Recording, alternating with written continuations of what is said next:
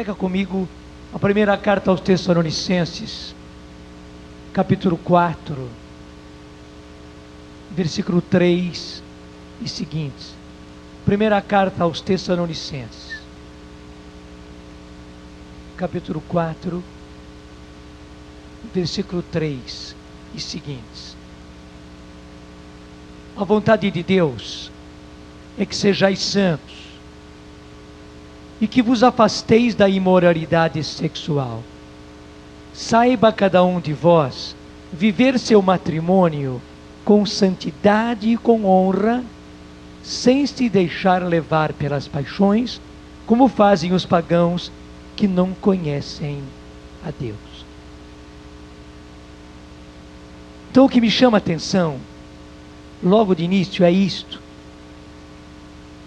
que quando Deus fala a respeito da santidade, diz que a vontade de Deus é a nossa santificação, imediatamente Ele fala do casamento. O que quer dizer isso? Isso quer dizer que é a partir do casamento que Deus quer que aconteça a santidade. Aliás, infelizmente na igreja, durante muito tempo, se tomou a santidade para os padres, os bispos, os religiosos, as religiosas, para os monges. Se tomou a santidade para eles, e até se chegou a pensar que para o comum dos mortais, para você que é casado, casada, para vocês que são pais e mães de família, não era a santidade. A santidade é para os outros. E a gente sempre viu na igreja, os santos são padres, são freis, são bispos, são papas, pelo menos são religiosos, são religiosas, Santo Antônio, São Francisco, São João Bosco, o mesmo São Benedito. Mas aqui a palavra de Deus está mostrando claramente que a santidade precisa começar no lar. E aliás, o ambiente natural para a santidade é a família. O casamento não impede a santidade. Pelo contrário, o casamento é o clima, é o ambiente. Eu diria, como se usa na ciência, é o habitat natural da santidade. Não é à toa que o Papa João Paulo II, por um lado ele quer muito, por outro lado ele está lutando, fazendo de tudo para que os casais entendam isso. E ele está querendo beatificar e canonizar casais, os dois juntos. Como você sabe, um casal já foi beatificado, Luigi e Maria Beltrame Quattrochi, são italianos. Mas já existe vários casais na fila, inclusive os pais de Santa Teresinha. E que bonito, né? Ela mesma disse que tudo que ela obteve de vontade de santidade foi pela santidade dos seus pais. E o Papa João Paulo II insiste é isso. Ele beatificou, por exemplo, esse casal Luigi e Maria, porque eles exauriram do casamento, das dificuldades do casamento, dos problemas de casamento. Foi daí que eles tiraram a sua santidade. Então a primeira coisa que me chama a atenção é esta: Deus já une a santidade ao casamento. Eu repito com você, acompanha comigo, 1 Tessalonicenses 4, versículo 3. A vontade de Deus é que sejais santos. Até nós podemos dizer, a vontade de Deus é que vocês dois, casados, sejam santos. A vontade de Deus é que sejais santos e que vos afasteis da imoralidade sexual. Saiba cada um de vós viver seu matrimônio com santidade e com honra, sem se deixar levar pelas paixões, como fazem os pagãos que não conhecem a Deus. Até continua dizendo, neste assunto, ninguém prejudique ou lese o irmão, pois o Senhor é vingador de todas essas coisas. É uma palavra grave esta. O Senhor é vingador.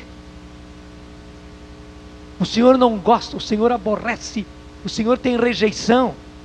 Abomina ao Senhor a infidelidade, abomina ao Senhor o adultério, abomina ao Senhor. E por isso que a palavra de Deus aqui, pois o Senhor é vingador de todas essas coisas. E por que diz que Deus é vingador? Porque Deus põe grande amor no casamento, naqueles dois que Ele escolheu.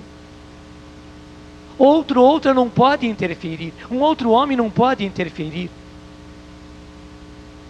e levar para a infidelidade. Outra mulher não pode interferir e levar para o adultério. A palavra de Deus é severa aí, porque Deus realmente é severo quanto a isso. E por que Deus é severo? Não porque Ele simplesmente é severo, é porque Ele leva em grande conta o matrimônio. O matrimônio é questão de Deus. Aqueles que Deus escolheu para serem marido e mulher, é uma coisa sagrada, é uma coisa pertencente a Deus, nem foram eles que se escolheram. Portanto, outro não pode interferir e não pode roubar a fidelidade daquele casal. Daí dizer que Deus é vingador, o Senhor é vingador de todas essas coisas, como já vos dissemos e atestamos. E termina dizendo, Deus não nos chamou para a impureza, mas para a santidade. E a segunda coisa que me chama a atenção, é que neste capítulo 4 mesmo, no próprio capítulo, é que São Paulo vai falar aos Tessalonicenses, uma outra coisa muito interessante, é que a carta aos Tessalonicenses é o primeiro escrito do Novo Testamento.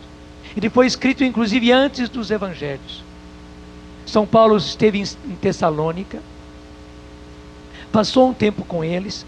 Lá ele conseguiu, embora tivesse sido pouco tempo, ele conseguiu que uma grande quantidade de pessoas se convertessem, se tornassem cristãos, ficassem cheios do Espírito Santo, recebessem o batismo no Espírito Santo, começassem a usar os dons.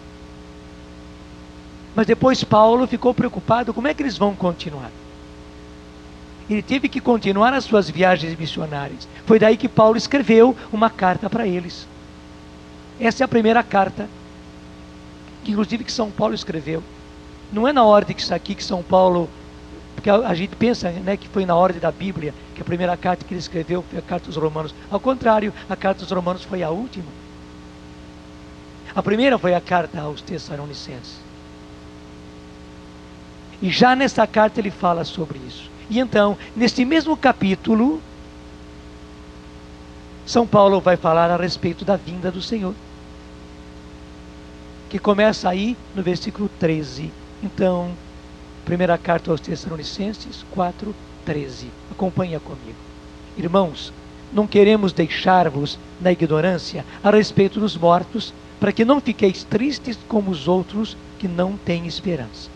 Com efeito, se cremos que Jesus morreu e ressuscitou, cremos também que Deus, por meio de Jesus, levará com ele os que adormeceram. Eis o que temos a vos dizer, de acordo com a palavra do Senhor.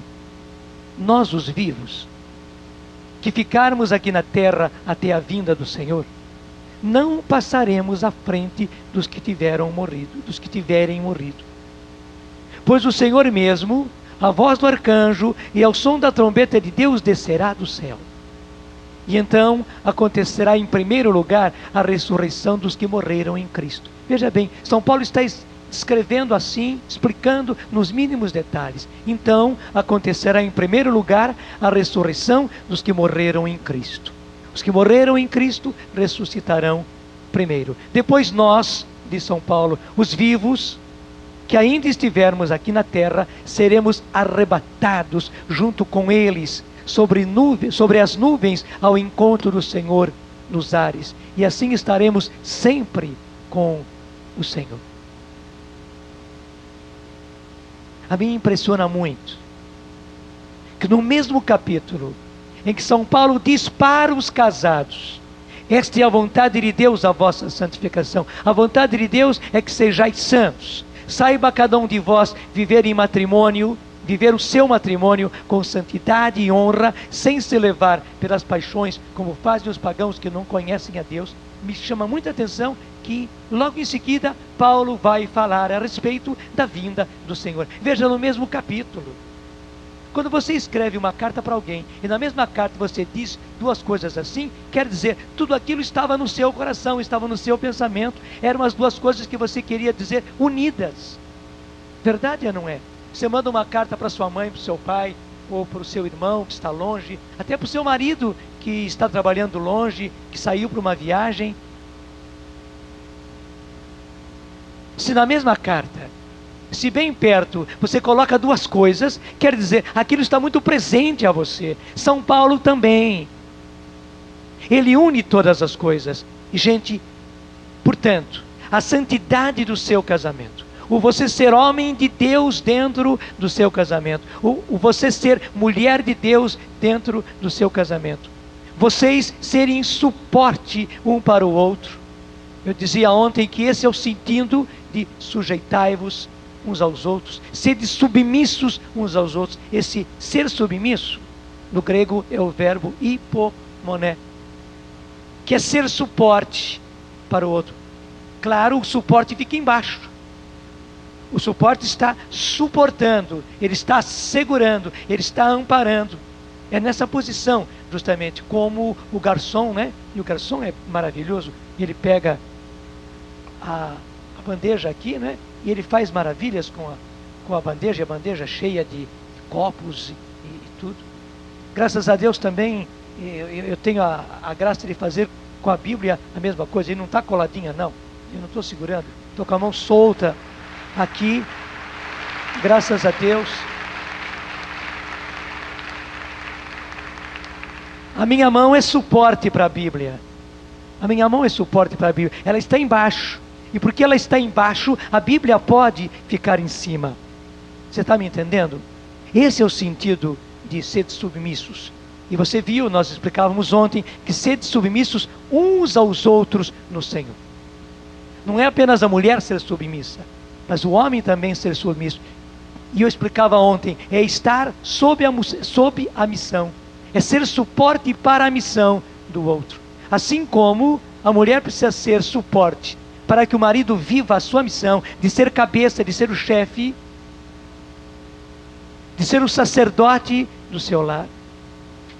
Igualmente o homem precisa ser o suporte, e nisso ele precisa ser submisso. Entenda o que é ser submisso. No fundo é ser suporte, é ajudar o outro a chegar lá. Então, a mulher tem uma missão muito importante na família. Uma missão importante, inclusive, na sua vida de marido. E você precisa ser suporte para isso. Você precisa ser submisso a ela, deixar que ela faça, deixar que ela seja o coração, permitir, ajudar que ela seja o coração, dar espaço, dar ambiente para que ela seja. Você não pode oprimir a sua mulher, você não pode ser o bruto, o autoritário, o carrasco, não pode. O estourado, o exigente em tudo. Pelo contrário, você tem que dar espaço. E veja, nenhum coração pode viver tenso, pode viver aflito. Coração da gente. Pelo contrário, você precisa ter calma para o seu coração poder trabalhar bem. O nosso nervosismo atrapalha demais o coração. E os cardiologistas sabem muito bem disso. As pessoas tensas são as pessoas que mais sofrem do coração. A hipertensão e as doenças cardíacas são muito ligadas uma à outra. Porque justamente essa tensão acaba abalando o nosso coração. Igualmente para a sua mulher, para a sua esposa, para a mãe dos seus filhos poder ser coração, você precisa dar ambiente para ela. Você não pode ser aquele bruto, aquele exigente, aquele autoritário, não pode. Que sua mulher vive continuamente sob pressão, sob tensão. E mais ainda, acima de tudo, você precisa dar condições de a sua mulher ser santa. E você, mulher, precisa dar espaço, ser suporte para o seu marido ser santo. E que beleza é isso. E tudo isso por quê, gente? Porque a vinda do Senhor está próxima. E eu não posso deixar de dizer isso. Ainda mais porque para mim é um espanto, e cada vez que eu volto a ler, a estudar a Bíblia, mais eu vou aprendendo. Para mim, ultimamente, é um espanto ver, como eu acabei de dizer para você, que São Paulo, no mesmo capítulo, não é na mesma carta, é no mesmo capítulo da carta. Ele fala das duas coisas. Ele fala do casal, da santidade do casal. Ele diz que a vontade de Deus é que sejais santos, vocês dois e a família inteira sejais santos. E na mesma carta ele fala, no mesmo capítulo, ele fala a respeito da vinda do Senhor. Que beleza! Quando o Senhor vier, ou vocês estarão todos vivos, e haverá muitos vivos quando o Senhor vier. Até São Paulo esperava estar vivo quando o Senhor viesse. É muito justo você esperar que você esteja vivo, que você veja a vinda do Senhor. Eu quero muito ver a vinda do Senhor. Quero sim. E é uma expectativa para mim ver a vinda do Senhor. E que beleza você poder ver o Senhor vindo em glória, gente. Vai ser o mais lindo espetáculo do mundo. O Senhor vindo, ao toque das trombetas, dos anjos, o Senhor descendo do céu. Glorioso. Como diz a palavra de Deus, todos os olhos o verão. Isso está tanto no livro do Apocalipse, como está também lá na carta no Evangelho de São Mateus. Todos os olhos o verão. E diz o Apocalipse, até mesmo os olhos daqueles que o crucificaram. Também os judeus haverão de vê-lo. Mas graças a Deus, antes da vinda do Senhor, os judeus se converterão em massa, como explica a carta aos Romanos. Um maravilhoso espetáculo, o Senhor vindo na glória. Apesar de tudo aquilo que estão hoje fazendo contra o Cristo, toda essa conspiração que existe contra nosso Senhor Jesus Cristo, não querendo que Ele reine, não querendo que a vontade dEle seja feita, querendo jogar fora o seu jugo, jogar fora as suas leis, os seus mandamentos. Na verdade, o que nós estamos vivendo hoje é o Salmo 2.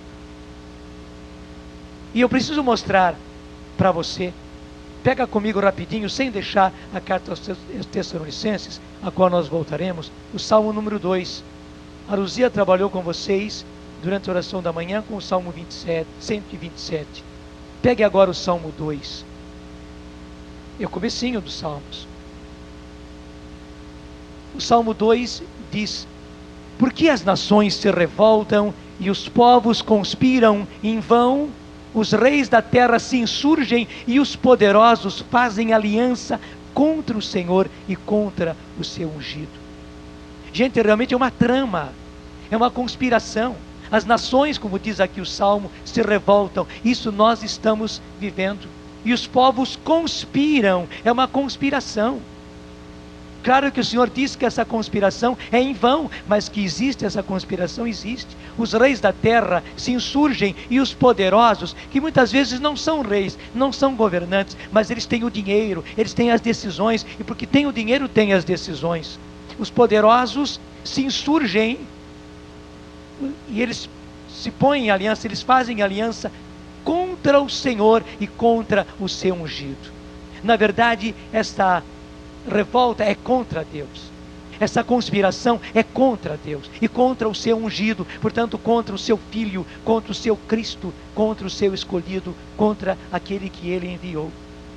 E diz aqui o Salmo, que é a frase deles: vamos quebrar suas correntes e libertar-nos da sua opressão. Hoje, gente, se toma os mandamentos de Deus como opressão.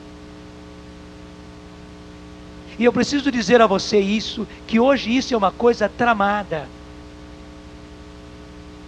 Não é que vai acontecendo assim a pessoas erradas, pessoas que fazem coisas erradas. Não, hoje é uma verdadeira conspiração.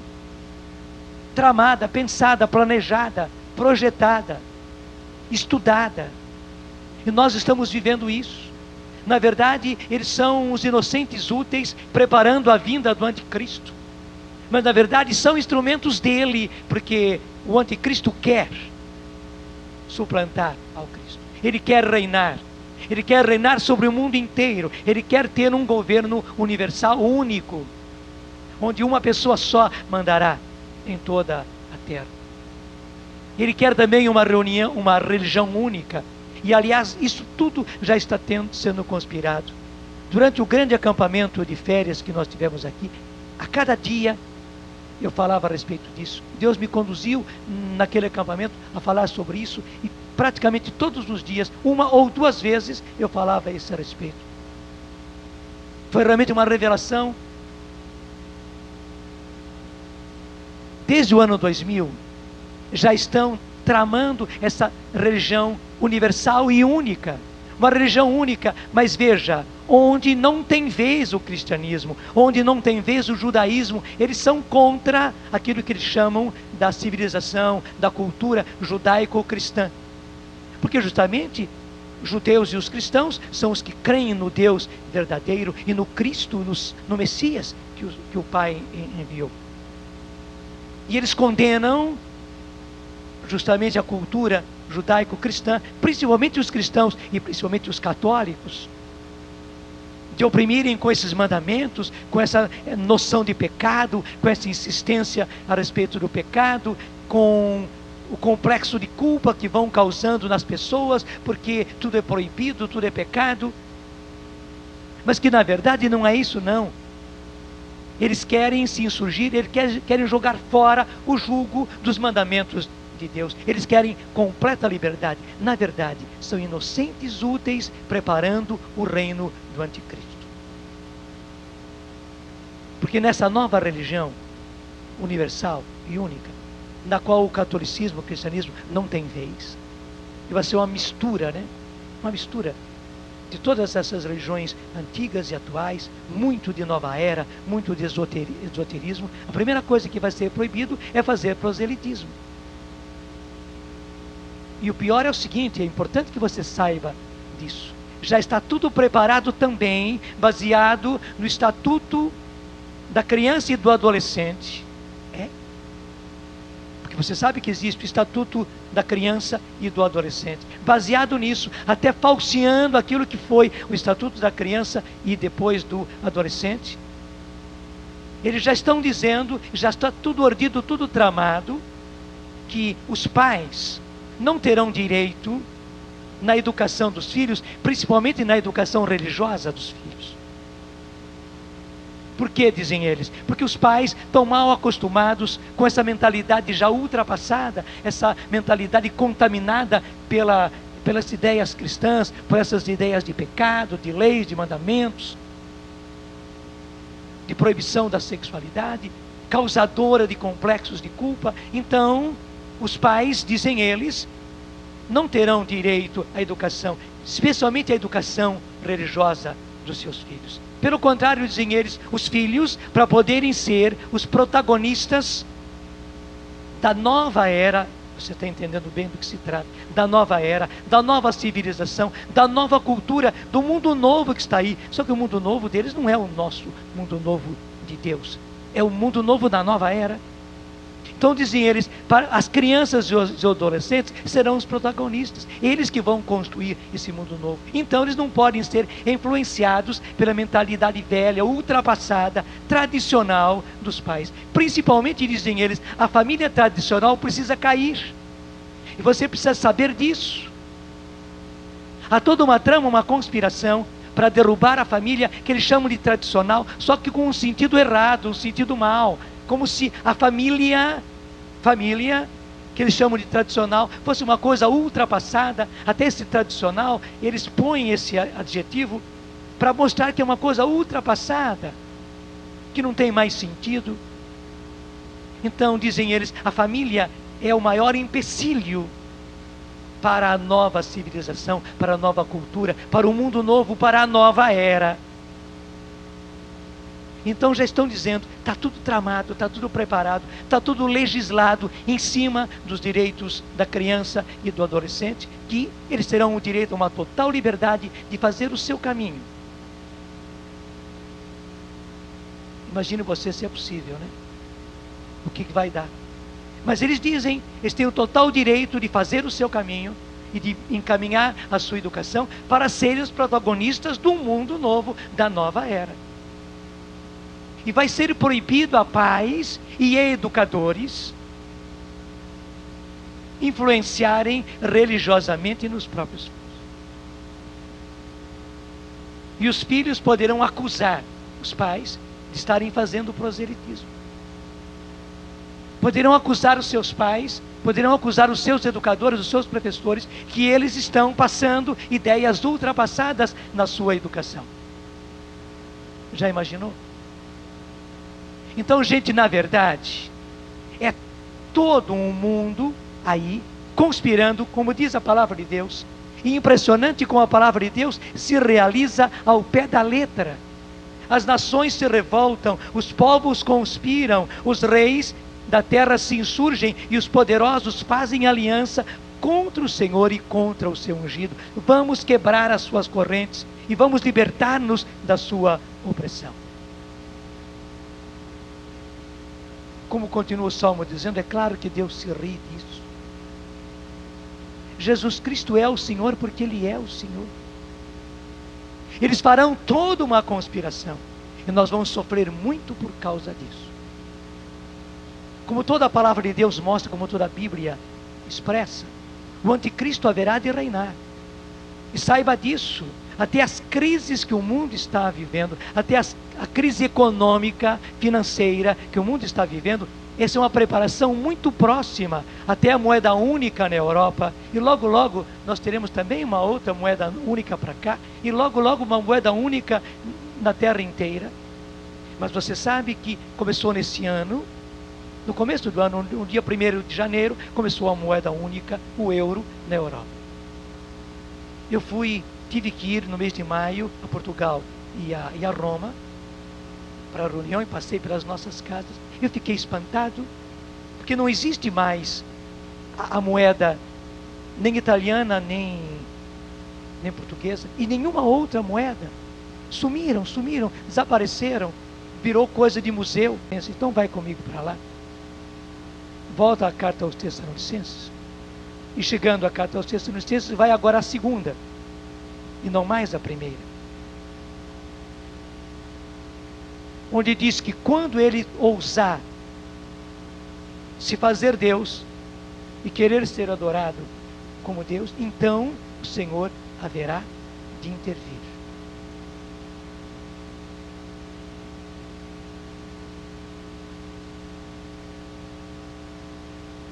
Segunda carta aos Tessalonicenses, também capítulo 2.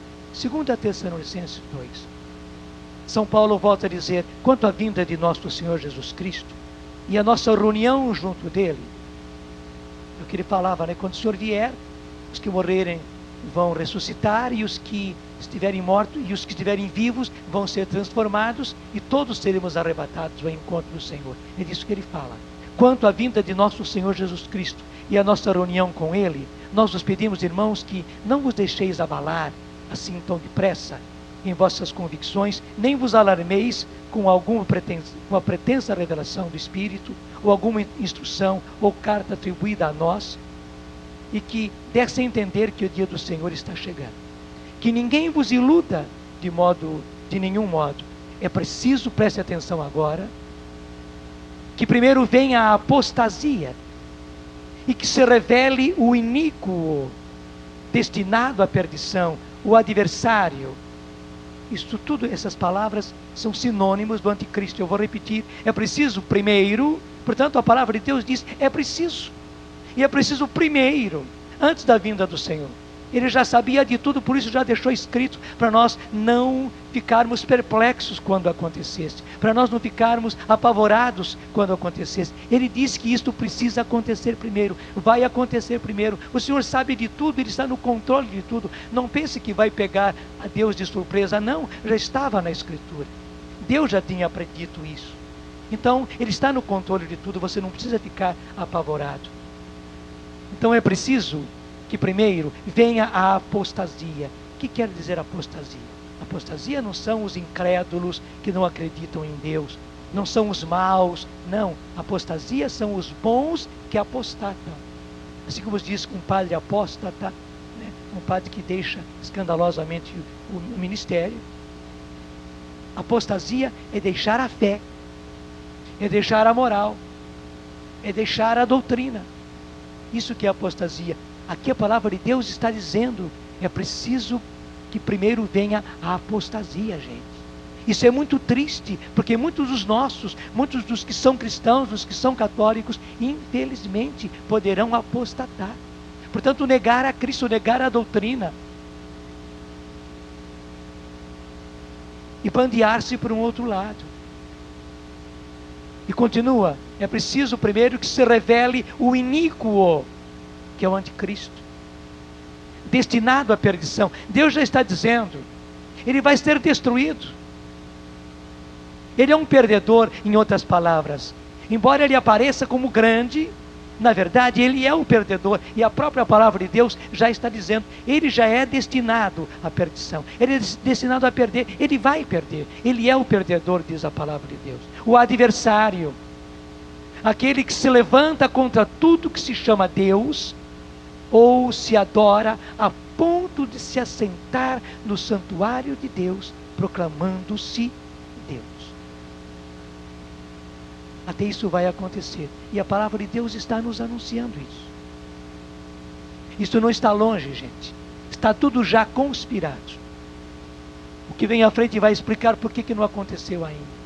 Acaso não vos lembrais que eu já vos dizia estas coisas quando ainda estava entre vós? Portanto, a primeira carta aos Tessalonicenses e a primeira carta do Novo Testamento. E São Paulo está dizendo na segunda carta que quando ele esteve lá com eles, ele já tinha dito essas coisas. Portanto, veja, na primeira pregação, Paulo chegou lá, ainda antes dos evangelhos, pregando para eles se converterem, e já falou a este respeito. Há muito cristão, muito católico, tolo, que acha que nós não devemos falar a respeito disso, que vai assustar as pessoas. Não, gente, precisamos saber das coisas. Paulo chegou em Tessalônica para pregar a conversão, para pregar Jesus Cristo, para pregar o batismo no Espírito Santo, e já falou a eles a respeito de tudo isto. E foi isso que moveu Paulo, e foi isso que moveu aquele povo a realmente se converter.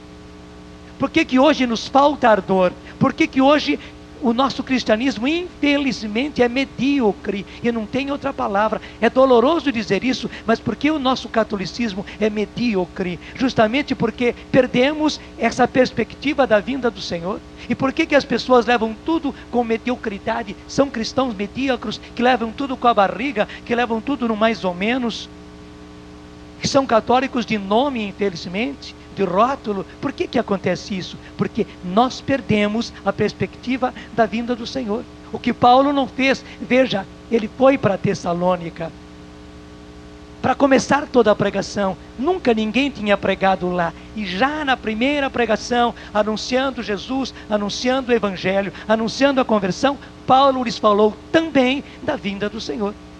Tanto assim que quando ele manda a primeira carta, que é o primeiro escrito do Novo Testamento, Paulo recorda aquilo que ele havia já falado para eles, e fala mais uma vez na carta, para ficar bem escrito e bem explicado.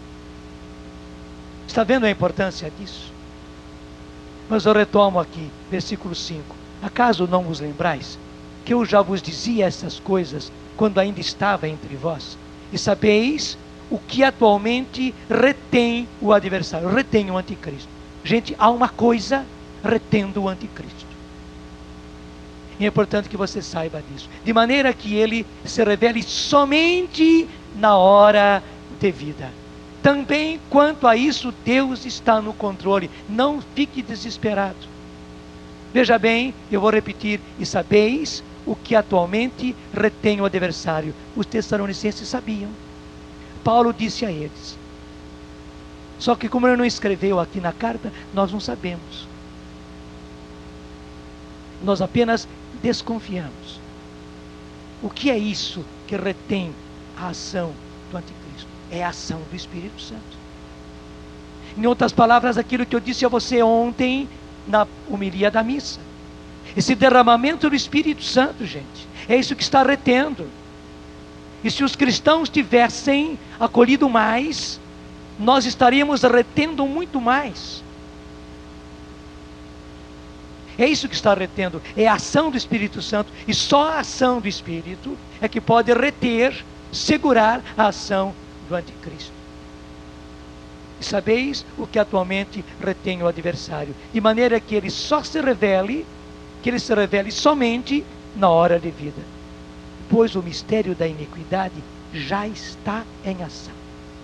E mais do que nunca, o mistério da iniquidade, como diz o Papa João Paulo II, já está em ação. Há toda uma conspiração, eu repito, há toda uma trama por baixo contra o Cristo. E veja, como eu revelei a você, contra a família. Eles veem que a família é o pior adversário, e a família, que eles chamam de tradicional, precisa sair da frente, precisa ser desmantelada, precisa deixar de existir. E por isso também que eles estão contra o casamento e fazem de tudo para o casamento se desfazer. Fazem de tudo para facilitar a infidelidade, o adultério, facilitam. Eles criaram realmente uma imoralidade. Isso faz parte da trama, gente. Eu não posso lhes falar mais. Não posso ainda, em público, lhes falar mais. Mas eles tramaram toda uma imoralidade. Justamente para destruir o casamento. Então, você que é homem e sente, muitas vezes, o peso da tentação, não seja tolo. Tudo isso é uma coisa tramada para você realmente adulterar, para você realmente ser infiel, para destruir o seu próprio casamento. Você mulher também, que por causa das novelas, e uma das manifestações dessa imoralidade é a novela, que vai a conta-gota, e para pegar justamente a mulher, e para pegar dentro de casa, vai a conta-gota. E veja há quantos anos está acontecendo isso. Eu não sei por que você continua ainda tomando o veneno diário das novelas. Porque na verdade é uma loucura, é tomar veneno a conta-gota todas as noites, antes de deitar, toma não sei quantas gotas de veneno para você, de veneno para o seu casamento, de veneno para a sua família. Você mulher está fazendo com que derrube, com que caia o telhado da sua própria casa sobre você. Eu sei que você também, mulher, sente a tentação, e não existe... Aliás, não existe. Existe sim, não falta gente para estar aconselhando, não, deixe de ser boba, você tem o direito de ser feliz, você precisa dar um basta a isso, você não é escrava do seu marido, você pode ser feliz, né? O bandidão fez tanta coisa contra você, ainda continua fazendo coisas contra você, parta você também para a mesma, quanta gente. E aliás, deixa eu falar, a novela não age em vão, muito pensamento, muita minhoca na sua cabeça, muito pensamento, muito sonho que você tem, muita coisa que você sente e não sentir, muito desejo de romper com tudo, muito desejo de infidelidade, de adultério, muito pensamento tolo que vem para a sua cabeça, muito sentimento e muito desejo desvairado que vem a você. Mulher casada e que não é mais menininha não tem 22, 25, 27 anos não, já tem mais de 40, mais de 50, às vezes tem 60 anos e tem cada pensamento e tem cada tentação. De onde vem tudo isso? Do veneninho que você toma todas as noites, que é justamente o veneno para derrubar o seu casamento e a sua família. Até quando vamos ser tolos? Porque, gente, tudo isso faz parte da conspiração, da imoralidade para derrubar as nossas próprias famílias. Não podemos mais ser trouxas. Eu repito para você, há toda uma trama, é projeto de grandes, projeto de pessoas que governam, de pessoas que decidem, de pessoas que têm o dinheiro na mão. Projeto planejado,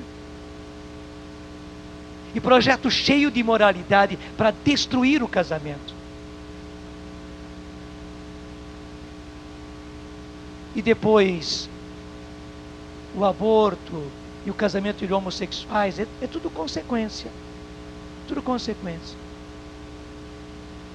Vem tudo da mesma imoralidade. Então, você não pode mais ser trouxa. Tudo isso, infelizmente, já está planejado para derrubar tudo na sua cabeça. É como certas experiências químicas, né? Que na hora que você põe oxigênio ali, e oxigênio leva à combustão, né? Na hora que você põe oxigênio, pega fogo, e o fogo destrói tudo. É assim que diz o Senhor. Quando o adversário, quando o anticristo for ousado, porque por enquanto o Senhor vai aguentando, Porque Ele quer a nossa conversão. Ele quer a conversão de toda a sua família, membro por membro. Primeiro a sua família, e a sua família quer dizer vocês casados com os seus filhos. Primeiro vocês, de dentro de casa, mas depois também seu pai, sua mãe, os pais de vocês dois. E claro, os irmãos de vocês dois. E com isso também os filhos deles, daí os sobrinhos de vocês. Claro, com os cunhados e as cunhadas, você vai ter que aguentar, né? Os cunhados e as cunhadas, e os sogros e as sogras, claro, porque todos eles precisam ser salvos, e o Senhor quer salvá-los a todos. Então, se o Senhor retarda, se o Senhor retém, se o Senhor deixa um obstáculo ainda à vinda do anticristo, é para que todos se convertam. E para que nós tenhamos o número dos eleitos, como está lá na carta aos Romanos. Quando então se completar o número dos escolhidos, daí o Senhor deixará cair esse obstáculo. Então o anticristo vai se manifestar, porque ele está fazendo de tudo para se manifestar. Daí Deus vai deixar que se manifeste, mas quando ele chegar ao auge da sua loucura, a própria palavra de Deus diz, daí o Senhor vai intervir, e o Senhor o destruirá, já de início, com a sua vinda, com o sopro da sua boca. Então não tenha medo, não tenha receio. Mas a palavra de Deus nos adverte, ora o versículo 9, ora a vinda do iníquo se dará pela ação de Satanás, com toda espécie de milagres e sinais e prodígios enganadores, e com todas as seduções da iniquidade, para aqueles que estão a se perder, para aqueles que estão a se perder, por não terem acolhido o amor da verdade que os teria salvo. Olha que frase importantíssima.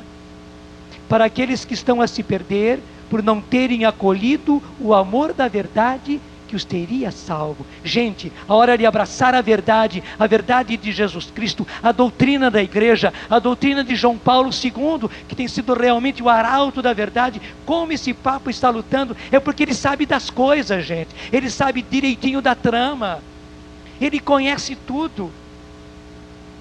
Se você pudesse como eu, graças a Deus, porque eu não falo muito não, aliás eu falo muito pouco em proporção com aquilo que eu tenho estudado. Porque Deus me tem feito assim. Só quando Ele manda mesmo é que eu falo. Mas se você tivesse o conhecimento, que graças a Deus, que Deus me deu a graça de ter, de ver por um lado a trama, a conspiração, e por outro lado os documentos de João Paulo II, você viria uma alegação direta. João Paulo II está respondendo, João Paulo II está pondo os pingos nos is, a tudo aquilo que eles estão conspirando ocultamente. Ele sabe das coisas, ele está por dentro. Desculpe, na fraqueza dele física, ele não é um boboca não, é só ver a visão dele. Você viu agora na Jornada Mundial da Juventude, além da vitalidade que ele readquiriu, os olhos dele, gente, foi sempre assim. O Papa não usa lente de contato não, são os olhos dele mesmo, aqueles olhinhos bonitos, azuis, vivos, e ele lê com perfeição, não é verdade? E não lê só na língua dele, que é o polonês, mas além de ler no italiano, que é uma língua que ele teve que adquirir. Agora na Jornada Mundial da Juventude, mais uma vez, ele lia ao mesmo tempo em inglês e francês. Faz isso você, com seus olhinhos, e não errar nenhuma palavra, gente. A gente observava, eu estava lá no estúdio também, transmitindo, o Papa não errava, ele não errava a palavra, ele não trocava a letra, ele não trocava a palavra. Quer dizer, a visão dele é muito boa, isso é um sinal de que a visão dele é perfeita, o Espírito Santo lhe dá a visão perfeita. Então, dizendo aquilo que eu estava lhe passando, ele conhece tudo isso, ele sabe das coisas, ele não é um bobão não. Pensam que o Papa está sendo instrumentalizado e que vaticanistas que querem que o Papa permaneça, então ele está doente, ele não pode nada, não consegue nada, ele é como um fantoche, que os outros, não é nada disso não, é bem ao contrário, é só vê-lo forte, vivo, vigoroso, agora nessa Jornada Mundial. Uma semana atrás foi que isso aconteceu, eu tive a graça de estar lá, e ver de perto, É só ver isso. Ele não é um boboca, não. Pelo contrário, ele é o arauto de Deus. E repito, ele sabe das coisas. Se você conseguisse fazer o paralelo entre as tramas que estão sendo feitas e os documentos do Papa, até aquele documento que ele fez a respeito, é um documento todo ele filosófico, como é que chama mesmo? Me lembrem. Fides et ratio, fé e razão. Até esse documento altamente filosófico é uma resposta para toda aquela filosofia vã, errada, que está colocada nos documentos dessa conspiração. Então nada, especialmente, como é que chama o documento dos casais? Familiares consórcio.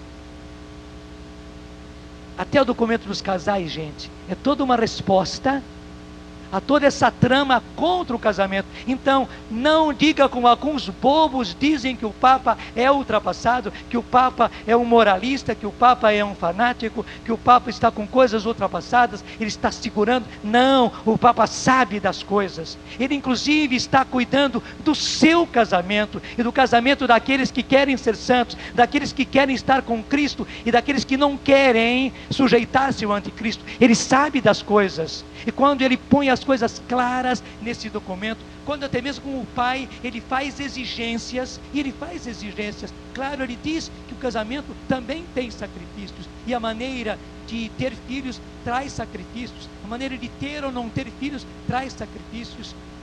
O Papa sabe das coisas, ele sabe das tramas que estão por aí, para destruir o seu próprio casamento. Então, seja obediente ao Papa, seja obediente àquilo que João Paulo escreve. Ser obediente a ele é ser obediente a Deus, e na verdade hoje é ser esperto, porque ele como pai sabe das coisas.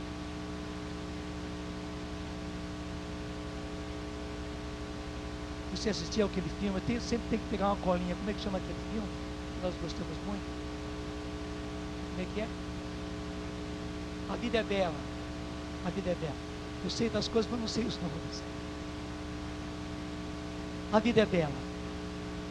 Estou fazendo propaganda do filme. Acho que muita gente já assistiu. O Papa recomendou. Quando eu vi que o Papa recomendou, eu fui logo ver. Daí eu entendi por que ele recomendou. Gente, ele está sendo, quem já viu, se você não viu, você vai ter a curiosidade de ver, né? O Papa é aquele pai daquele menino. Os olhos me enchem de lágrimas. Porque o pai sabia de tudo. O pai foi levado àquele campo de concentração nazista. O pai sabia de tudo. O menino não. O menino foi porque queria acompanhar o pai e acabou indo com o pai.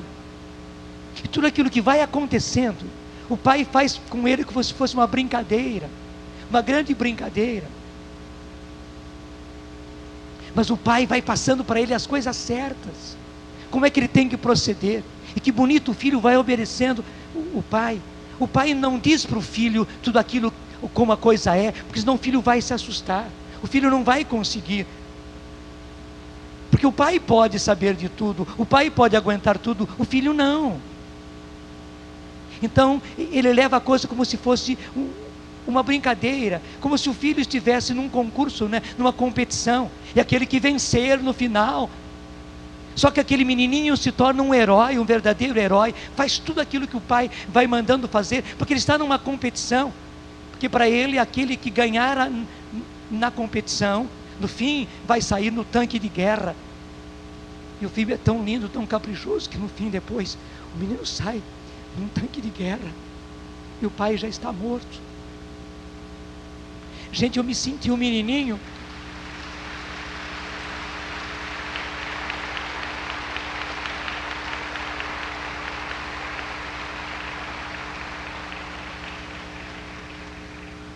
Gente, eu me senti um menininho, me senti. E senti o Papa João Paulo II, o meu pai. O meu pai, que sabe das coisas. E que me fala as coisas, só que me fala as coisas como um menino. Mas que quer a minha obediência, precisa da minha obediência, para eu vencer, para eu sobreviver. Ele sabe que ele não vai sobreviver, ele sabe que ele vai também morrer mártir. Não sei agora de que martírio. Se é um martírio, ou se é um martírio que Deus não permitiu, lá quando ele foi alvejado por aquela bala que Nossa Senhora de Fátima afastou, e que ele aguentou todos esses anos num verdadeiro martírio até o fim. Mas que na verdade o Papa está se despedindo, me desculpe falar assim, eu falo também com lágrimas nos olhos, porque na jornada da juventude do ano 2000, eu também tive a graça de estar, porque nós estávamos lá também com a nossa televisão. O Papa não somente anunciou que a próxima seria em Toronto, mas ele disse que ele estaria, eu estarei com vocês, eu estou aguardando por vocês, e dessa vez não. Ele anunciou que a próxima jornada será não em 2004, mas em 2005, enquanto o previsto era 2004. E ele não disse que ele estaria, ele não disse eu estou aguardando vocês. E você sabe também que o Papa João Paulo II está indo agora, é dia 16, portanto mais 12 dias, e o Papa está indo para a terra dele. E bonito, ele quer visitar a terra dele, não somente Cracóvia, mas ele quer ir à terra natal, onde ele nasceu, onde viveram os pais dele, os avós dele. Ele quer ir lá, ele quer ver tudo isso. O que é isso, gente? Por que ele quer ir lá agora, nessa 98ª visita apostólica que ele está fazendo? Ele quer visitar, mais uma vez, a Polônia, e quer visitar dessa vez o que ele não fez nenhuma outra vez, a sua terra, onde ele nasceu, onde viveram os seus pais. Na verdade é uma despedida. Que Deus ainda o conserve bastante forte, com visão, e que nós, e aí está o mais importante, que nós obedeçamos ao Papa. Também nas questões de casamento, também nas questões de transmissão da vida, também nas questões de ter ou não ter esse ou aquele número de filhos. É preciso que nós obedeçamos ao Papa, porque ele sabe das coisas. Desculpe, aqui um desabafo, ele não é um polonês teimoso, como muitos dizem, até irmãos meus dizem isso, que vergonha isso, chamar o próprio pai de polonês teimoso. Ele não é um polonês teimoso, ele é um pai teimoso no amor que ele tem pelos seus filhos, e não quer ver os seus filhos sofrer, e portanto ele sabe das coisas, ele diz as coisas como um pai pode dizer, mas ele tem que ser exigente com os seus filhos, ele mostra tudo com uma competição, para que os filhos vençam, embora ele pereça, mas os filhos vão vencer, e é isso que o Papa quer. E não tenha dúvida, quem está segurando as coisas é o Papa João Paulo II. Eu não duvido que, tirado o Papa João Paulo II, está se tirando também o obstáculo, e muito provavelmente é a partir disso, ou tire-se muito provavelmente, é a partir disso que o anticristo será ousado e se manifestará do jeito que está aqui. Mas saiba, quando ele se manifestar, então o próprio Senhor já estará vindo e o destruirá com o sopro da sua boca e com a luz, com o fogo da sua vida. Por isso você tem que entender que o seu casamento está nessa perspectiva. Deus quis que eu falasse assim a você hoje. Você viu que mais uma vez eu vim com o meu papelzinho, né? Só que eu não fiz a palestra que eu queria fazer. Você viu que eu não olhei uma vez para o papel, só olhei para a Bíblia. Deus quer que você saiba que o seu casamento está nessa perspectiva. Você precisa ser casado ou casada, não só em vista da santidade, claro, também em vista da santidade, mas da santidade por causa disso. Você precisa ser o chefe, o cabeça, o sacerdote da sua família, do seu lar. Você precisa ser o coração, a mãe, aquela que ama, aquela que sofre, aquela que se entrega pela igreja doméstica que é a sua casa, a sua família. Por causa dessa perspectiva, os seus filhos precisam ser educados agora na lei de Cristo, gente, antes que seja tarde, antes que você não possa mais falar a seus filhos do jeito que você fala, antes que lhe seja proibido, como proselitismo, até educar os seus filhos na lei de Cristo. Hoje no Brasil, graças a Deus, nós temos toda a liberdade, aliás nem toda, né? Porque já sei que nas nossas escolas também já está sendo proibido fazer proselitismo. E as tais aulas de religião são simplesmente aulas de ética E já se fala aos professores e professoras que eles não podem fazer proselitismo. Mas isso é só a preparação. Então, enquanto as coisas não sejam proibidas, eduque seus filhos na fé de Cristo. Porque realmente, justamente por causa de tudo isso, o demônio sabe, e ele quer chegar com o seu anticristo lá no auge, quer chegar ao topo, quer ser adorado como Deus, quer sim. Ele sabe que pouco tempo lhe resta, porque ele sabe também que ele é um perdedor. Ele sabe, que coisa infame, né? Ele sabe que é um perdedor, mas ele quer ir até o fim, até a loucura. É uma loucura mesmo. Então, por isso é que nós estamos sofrendo tanto, porque sabendo que pouco tempo lhe resta, ele veio sobre nós, sobre a nossa geração, sobre as nossas famílias, com grande furor e ira, diz Apocalipse 12. Apocalipse 12 diz claro, que sabendo que pouco tempo lhe resta, ele veio sobre nós, e esse nós, gente, somos nós de agora, concretamente. Veio sobre nós com grande furor e ira. Imagino que seja o grande furor e ira do demônio sobre a nossa geração. É por isso que estamos sofrendo desse jeito. É por isso esse horror de depravação, esse horror de imoralidade, por isso esse horror de droga, por isso esse horror dos nossos filhos se perdendo, por isso esse horror de bebida, por isso esse horror de violência, de agressão. Esse horror todo que nós estamos vivendo, também as finanças caindo, o desemprego, essa dor toda, é por causa disso. E não culpe Deus, não. Tudo isso quem está fazendo é o inimigo, que está preparando o campo para o anticristo, o seu iníquo. Por isso a sua família precisa ser formada, o seu casamento e a educação dos seus filhos. Eduque os seus filhos para a santidade, não tenha medo. Como a gente diz, ele pequenino que se torce o pepino, não tenha medo de torcer o pepino quando pequeno. Mas se ele já cresceu e endureceu, também não desanime não. Faça de tudo, reze, peça, se mortifique, jejue, peça a Deus.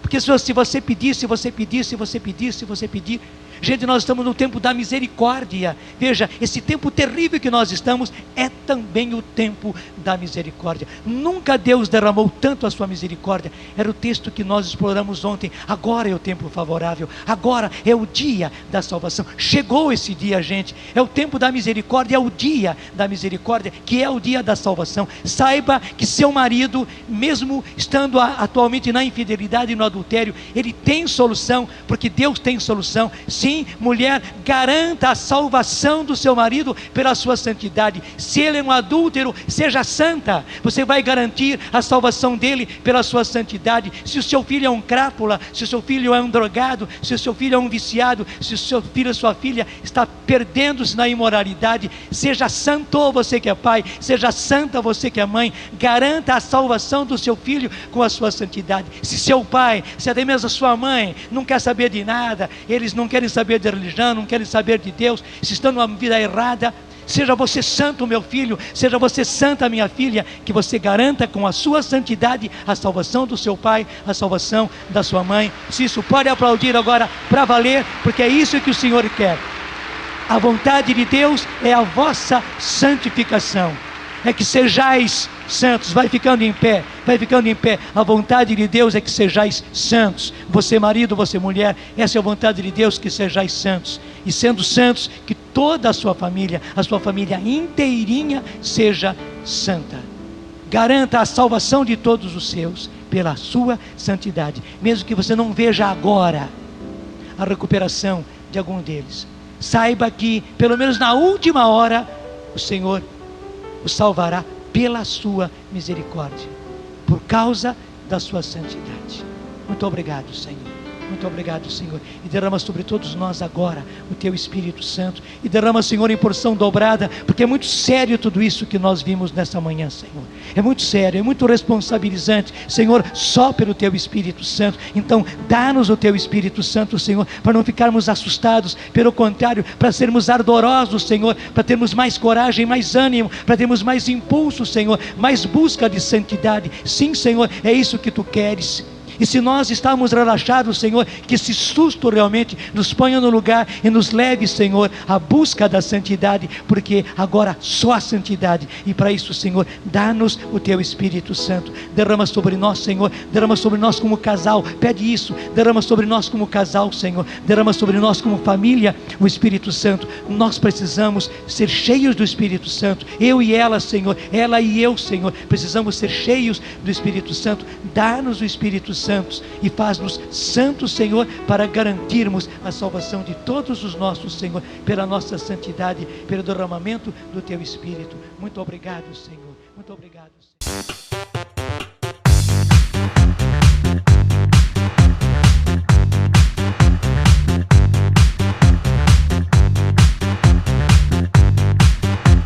CançãoNovaPlay.com. Assine já!